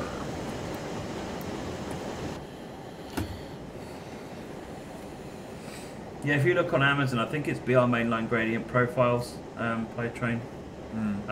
It's an excellent book, but like I said, the last I saw it wasn't in print. And it's just this big, thick book just of gradient profiles. It's amazing.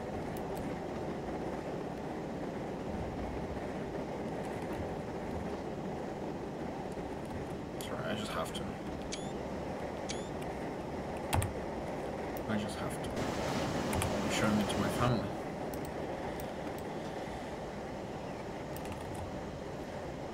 Or we need to be stopping. Oh no, we don't. No, It's not tricking me. yet. Tricking me. Well, we should be at our stop in just 6 minutes, which is not that far from our initial plan, is it? Nope. So I guess I'm not doing that bad. No, you're doing very well. You're doing very well. Yeah, I hope you guys are enjoying actually. Something for a change, I guess. Some steam. I'm so glad you're occasionally looking at the screen to check everything is going well. It's more than I do on my own stream. I was sitting there looking at the chat all the time and my train explodes. So how No, was there the like water. a proper animation for that, or was it just? No, it just basically the game Yeah. pauses and puts up a thing in the Yeah. middle of the screen Yeah. saying, your train exploded or something like that. What happens actually is when you run out of water, it melts some fusible plugs in order to prevent it from exploding, but then Right. it also becomes it's an expensive maintenance job to repair it. Signal over there.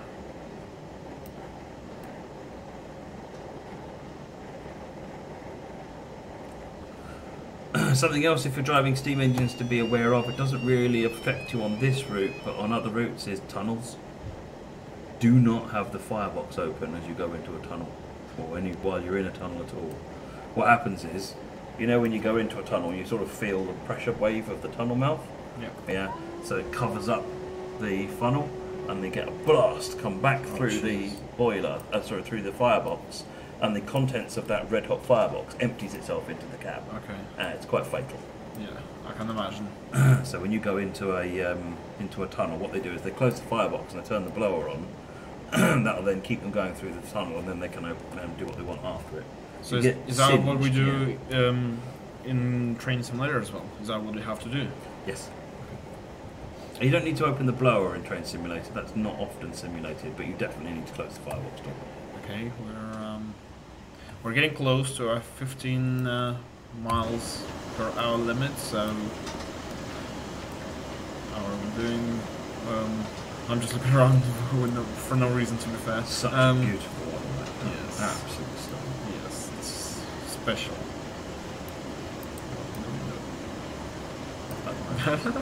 Well, that's awesome. That's amazing. It's just so much detail. Okay. Yes. So it's Power still off. Oh, it's off. Is it?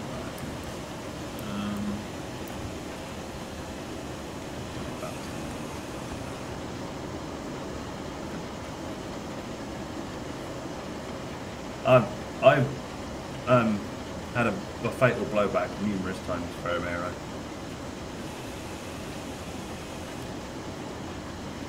It's very easy to do if you're not concentrating, or if you don't blow steam very often, because obviously you've got no particular things to do with the diesel loco.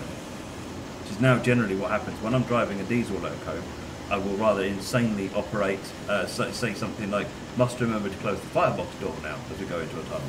Because I'd rather think of it in a diesel and not need to do it than not think of it in a steam engine when I do.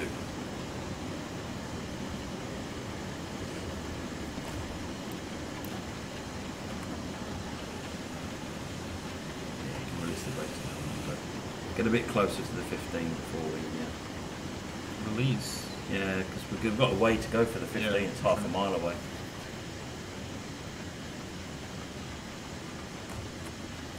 Release. Yep. Oh, this is yeah. Yep.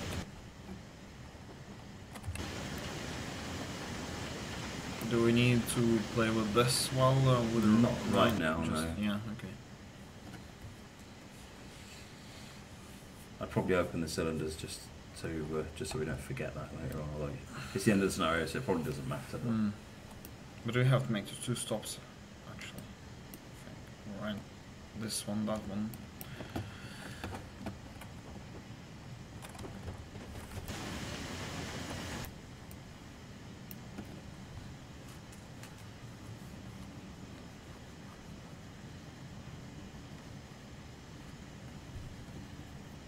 Okay, well, doing pretty well in terms of speed, I think. Yep. Maybe So just we'll a get little some bit. more brakes on just because get the arm for that 15. That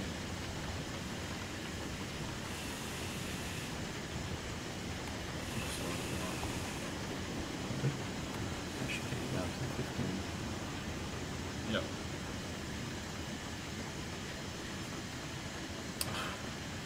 What? Only just missed it, doesn't matter. So we're stopping now. Climb forth, up, down, goods, 2 down, stop, which is that one just in front of the signal again. That's always thrilling. Stop at the signal at the end of the loop. We'll be waiting here for the depot manager before stabling for the night. Thank you very much, depot manager. Now you Cannot need to wait. stop there. Oh, so we move. Okay. For some reason I thought we stopped here. You thought it was over. Now you have to put your cut off forward. Did you open the drains? Yes. Oh, yeah, with those, do I have to wait? No, well, won't. We've used the large ejector just to speed Okay. that up a bit. When you get hold of the controls, just move them left and right. The mouse, just use the mouse okay, left okay, and sorry. right. Yeah, I got it. Yeah. Oh, we're going back. Okay.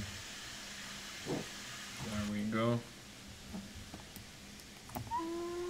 Because we're on a gradient. We'll go Yeah. forward in a minute. Oh, this is not good. This is not good. Right, turn the water off. Turn the water off before we climb.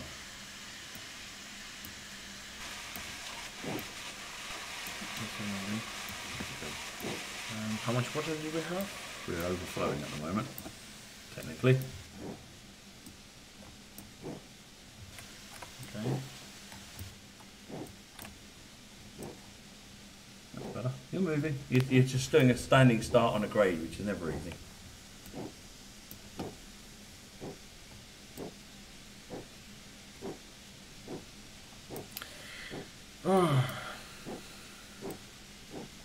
I shouldn't have stopped right now, but what's done is done.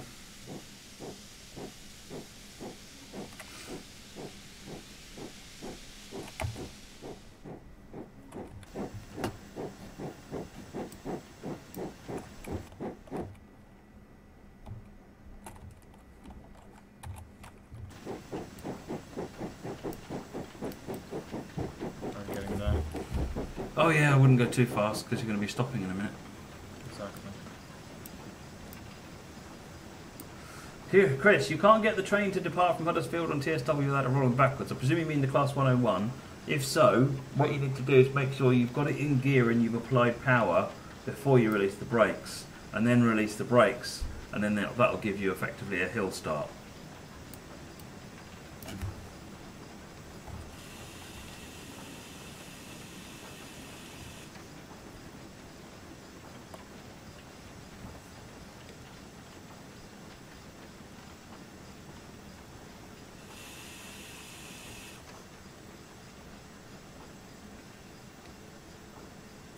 Can we stop can just stop now. right here? Yeah? That will do.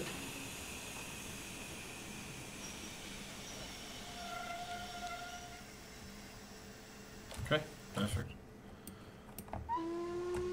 So this horn, is it also triggered by something to do? Does it have something to do with steam as well? Yep, it's Okay. taking steam out of the boiler and running it through a whistle.